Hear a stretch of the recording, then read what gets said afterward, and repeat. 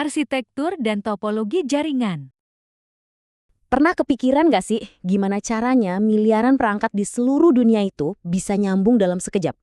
Dari kita kirim email, nonton video, semuanya terjadi cepat banget.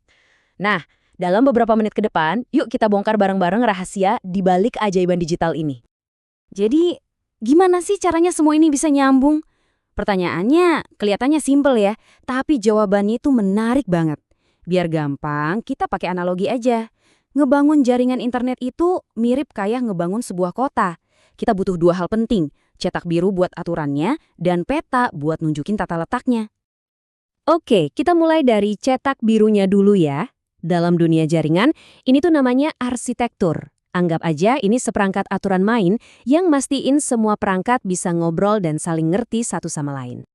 Kalau ngomongin istilah resminya, arsitektur jaringan itu ya kerangka kerja yang ngatur semuanya. Ini tuh kayak tata bahasa dalam sebuah bahasa. Tanpa aturan ini, wah komunikasi bisa kacau balau, nggak ada yang nyambung.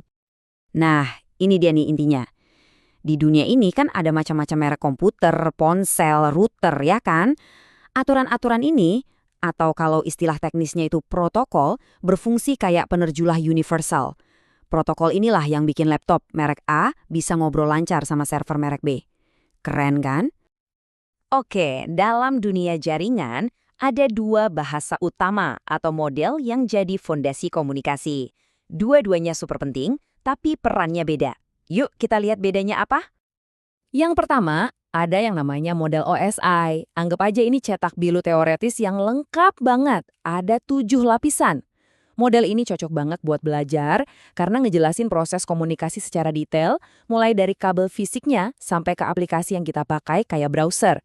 Ini tuh ibarat buku pelajarannya deh. Terus, lawannya nih ada model TCP/IP.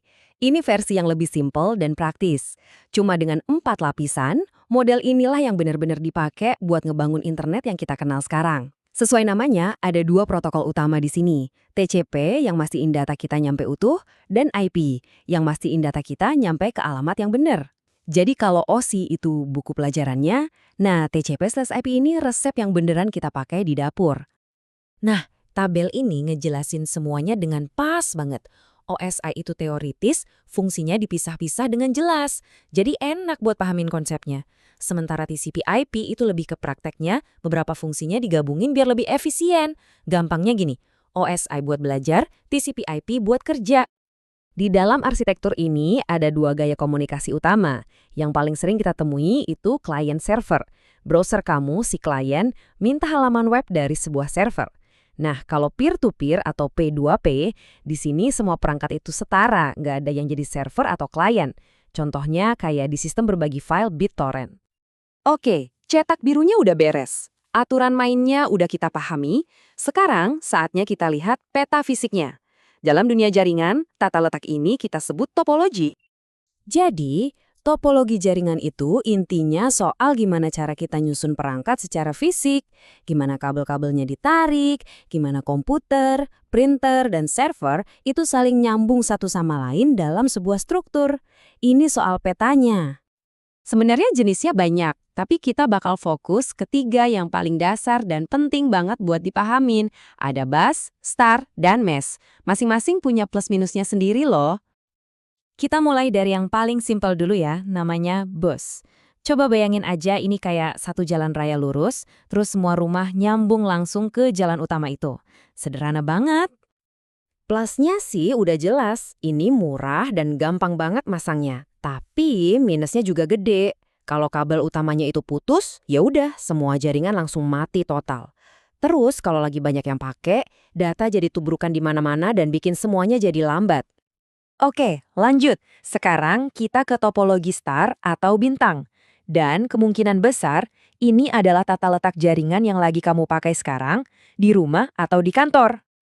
Jadi, di sini tuh semua alat nyambungnya ke satu titik pusat, bisa berupa switch atau hub yang tugasnya ngatur lalu lintas data.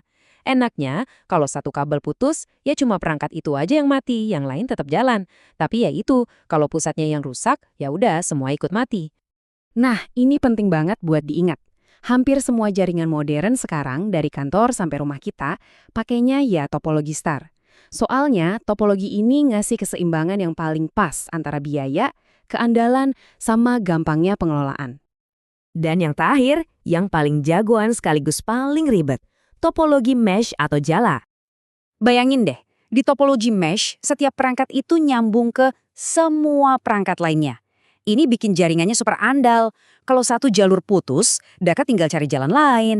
Ini tuh ibaratnya standar emas buat keandalan. Tapi ya gitu, biayanya mahal banget dan masangnya juga rumit. Tabel ini ngerangkum perbandingannya dengan enak banget. Jadi, nggak ada yang namanya topologi terbaik. Semuanya balik lagi kebutuhan kita. Butuh yang murah dan simple, pilih bus. Butuh yang seimbang, star jawabannya. Tapi kalau butuh keandalan paling top dan budget bukan masalah, ya mesh pilihannya. Jadi, poin penting yang harus kita bawa pulang tuh ini. Buat bikin internet bisa jalan, kita butuh dua hal. Arsitektur, yaitu si cetak biru yang isinya aturan main, dan topologi, yaitu peta fisik yang nunjukin tata letaknya. Dua-duanya harus kerja bareng buat nyiptain koneksi global yang kita andalkan setiap hari. Nah, ini ninggalin kita sama satu pertanyaan yang seru buat dipikirin. Sekarang kan eranya nirkabel. Sistem Wi-Fi mesh makin populer di rumah, terus ada Internet of Things yang nyambungin semua alat. Kira-kira topologi mana ya yang bakal jadi raja di masa depan? Apakah kita akan bergerak ke arah topologi mesh yang lebih terdesentralisasi dan super andal? Coba deh pikirkan.